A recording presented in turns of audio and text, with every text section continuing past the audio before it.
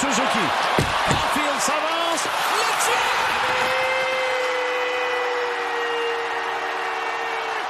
Ma parole, c'est fait!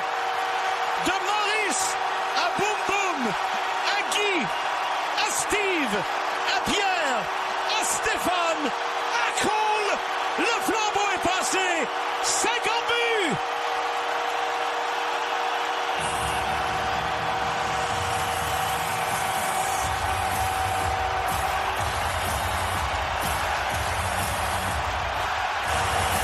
This went on and on and on. I mean, for a while. If you were there last night, boy, what a time to be a fan at the Bell Center.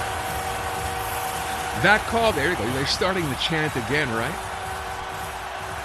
Absolutely crazy. The call you heard is, of course, from Pierre Houde, has been calling Canadiens games since Fred Flintstone played for the Habs. And he is on the line right now. Pierre, how you doing? Hello, Aaron. I'm doing great. I think it was more Fred Flintstone playing bowling with Barney. Yeah. Well, if they had had hockey, he would have played. I mean, and that's okay. We know they did bowl. Listen, yeah. I'm, for you last night, obviously having been through this for so many years, and I think pretty much everybody you called, perhaps with the exception of, the Rocket, you've been there for those 50 goals, I think, right? How many? Well, I'm not there as such for Guy and Steve. I was a fan by then because they actually scored all their goals mostly. I mean, not mostly, but exclusively in the dynasty decade in the 70s. So I was a teenager, or then again, I was also starting on radio as a DJ. But Pierre Larouche the same, but Stéphane Richer, of course, I was starting to get involved. I've called a few of Stéphane's goals, of course, but the 50th as such was a first in my career. It was I'm still vibrating from that extraordinary moment last night. I'm sorry for making you older than you actually are by saying you were around for so many of those. Listen, so obviously you were prepared. We have been for a while, right? Because it's been, I think, 3 games since he scored his 49th. Everybody's kind of been holding their breath. Yeah. How long did you work on that call? Well, that's a good question. First of all, you want to work on it, but not too much, Aaron, because it's still live. It's still a reporting live, something that you are witnessing, right? So you don't even know if it's going to happen. But then, if it's happening, you want to make sure that you live up to the magnitude or the historical perspective of the event you're about to call. So how do you recap this magic history of of one of the most recognized franchises in the world of sports in a couple of seconds? Because basically you want to shut up as quick as possible and let the folks at home or in sports bar or on their phone, you want them to live the moment as such.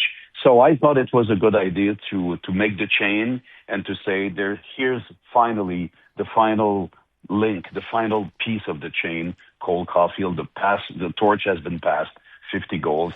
So I kind of planned this little extra, but what the other thing you wish for that you don't have any control on is that it's going to be a clear-cut goal. It could have been a fluke. It could have been, it could have been a deflection. It could have been something coming out of nowhere. This one was like textbook. I would write it myself that way. From the defensive zone, from Lane Hudson, then the 3 folks on the same line, they get their names on the score sheet, and Cole finishes it up. It was like just the perfect way to build up this call and then deliver what the little piece I had prepared. And, of course, it was beautiful to see as well last night. His dad was there. They kept showing pictures of his dad. I think at one point he actually, he kind of teared up a little bit, which was amazing, right? I mean, you have to realize at some point these are kids who parents drove them to hockey and took them to practice and all that kind of stuff, and here they are playing on the biggest stage of the world in their sport, and he is now in the record books as a Montreal Canadien. So really special minute. You're so right about that. And coincidence has it that I happened to be in a restaurant with Lynn a couple of months ago, and Cole was there with his dad. So they came and they said hi, and we did the chat for about 20, 30 minutes.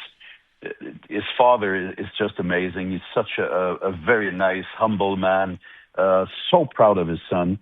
And last night when I came down from the booth trying to join my colleagues in the production truck, I bumped into Paul, Cole's father. And he was still red-eyed. Yeah. And it was so touching. He said, "My God, Pierre, I'm so happy that it was you calling my son's goal." And I said, "I'm so happy that life gave me that amazing privilege." He's a very nice father. And he said, Mom is at home and she's recording the whole thing. And he says, "I don't understand one word you're saying, but it sounds pretty good to us." Isn't that great? Wow. I'm just adding this on, Aaron, because it just shows that they're very good people. Yeah. Cole is a very, very good young man. And, it happens to good people, those things. And it was just a little sidebar that was very touching for me. All right, Pierre, thank you so much. Again, I always appreciate when you give us some time. And again, congratulations last night. It's a moment I'm sure Canadiens fans will never, ever forget. So, merci. Merci beaucoup. Thank you so much, everyone. Have a great weekend. Hope to see you soon. You bet. You too. Pierre Houde has been calling. I've made him call Canadiens games apparently for the last 70 years. But you know what I'm saying. He's been calling. He's the voice, the French voice of Montreal Canadiens hockey for many, many years. And just an amazing call last night, reminding you of all the former Canadians like, the Rocket and Bernie Geoffrion or Boom Boom, Stéphane Richer. I'd forgotten yesterday, when they flashed these things on screen, I'd forgotten that Pierre LaRouche had a 50-goal season with the Habs.